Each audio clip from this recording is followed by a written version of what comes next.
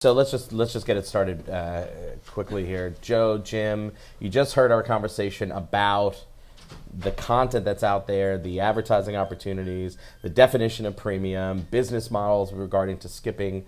What stands out to you as probably one of the biggest challenges in this area? Sure.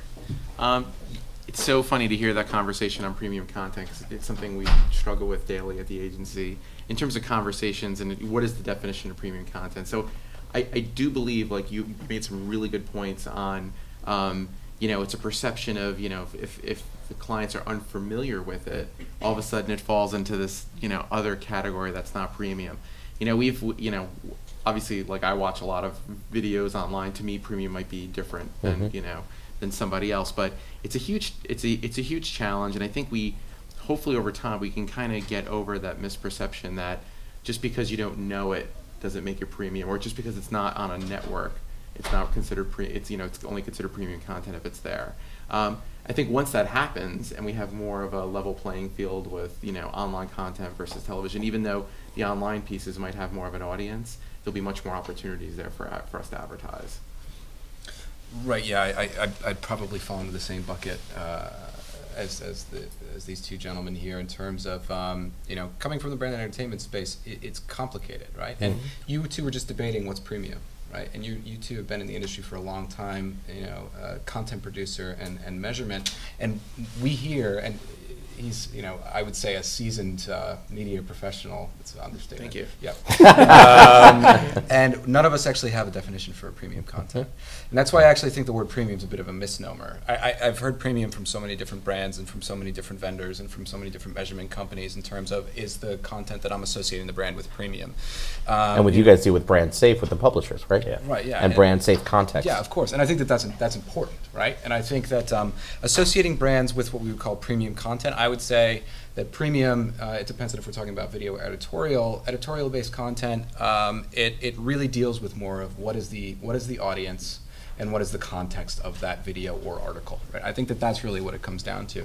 Does it have a big audience? Yes. Okay, we check that box. That's good. That's premium. Does it have really strong content that my brand doesn't mind being associated with? Check the box. That's premium. And as long as we're filling those two, I think that, and we can agree that that's kind of the bucket that we want to play in, and that the marketers agree that that's the bucket that they want to play in, there's a huge opportunity both from an editorial perspective and from a video perspective. But now, isn't big relative? Big is an issue, right? We might define big as, wow, somebody has 500,000 subscribers, they're fantastic. Meanwhile, Joe is going, that's a small media buy for me. I want something bigger where I could spend my $15 million in one shot. So where does that factor into it? Because big is very subjective. Right, yeah. Well, the nice thing about media when you're buying and selling media is that you're paying for the size of the audience, I think.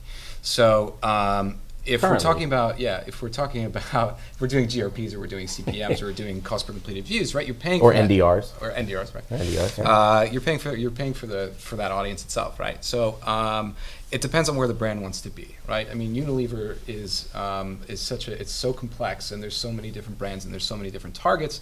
I would assume that one of the lines of business might be interested in saying, okay, we want to go a little bit more niche, right? We want to work with creators and have them create content alongside, alongside the vendor or the channel or whatever the case may be. Well, there's going to be other brands that say, listen, we're only interested in mass reach type plays, right? We see that a lot in CPG. So I don't think it doesn't have to be specifically into one bucket. I think it has to be brand by brand, and we have to be thinking about the word premium. It's tough to define for industry wide. What does premium mean? I think it really has to be more on a case by case basis. And that's the job of the partners of the agencies to say, this is, we know our audience well, we know what we do well, we know how we can help your brand based on what you're telling us. This is really what we recommend for that one specific brand and that one specific initiative. This is premium for them. Well, we have the four categories of players up here to solve that, so we can lose these air quotes for sure. I would add one more thing to your definition or potential definition of premium. You're talking about the relevance of the audience size, whether it's the appropriate niche or a large, broad reach play, whether the content is safe and something you want your brand to be associated with. It's also, is the audience a group of people who are highly engaged in the category, right? Because that's the change. I think the fundamental shift and the reason for our focus across the 3 R's is reach isn't enough. You know, I've got to be able to find people who are interested in my category and are heavy consumers of my brand potentially, right? So I'm going to start moving beyond, and that's when you start to get into premium definitions that go beyond just large audience size, right? It's the appropriate audience of engaged consumers.